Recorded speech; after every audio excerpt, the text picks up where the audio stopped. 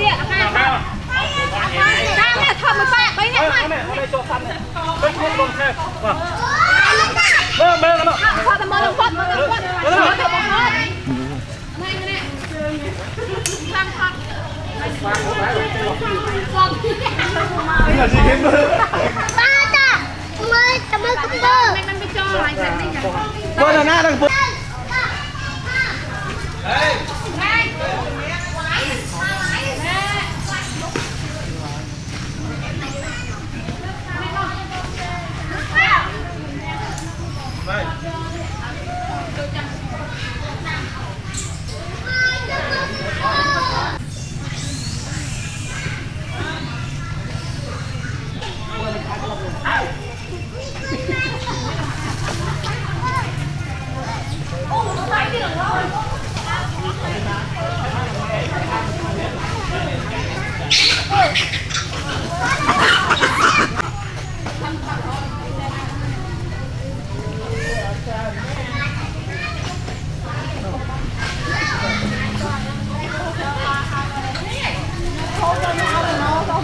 มันตีเก่งไอ้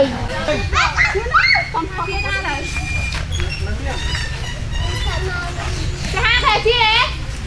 มือใช้ขีดมือไม่คนชอบมือก่อนป้าหวานไปก่อนป้าไปแก้เดี๋ยวเจอนักเรียนทอดอ่ะเรียกป้าทอดได้เลยทอดได้กับเลยอีกแล้วเนี่ยเจอมันอ่ะมาแล้วเอาเดี๋ยวเจอมั้ยได้หน้าเขาเปิดเบิ่งเข้าอ่ะไอชุบเลยอ่ะเนี่ยลาย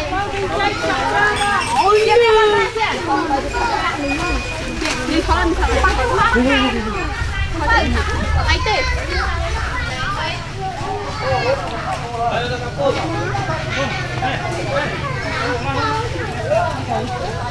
โน่เป็นผัดอาโต้เนี่ยป่ะโน่เป็นอะไรอาโต้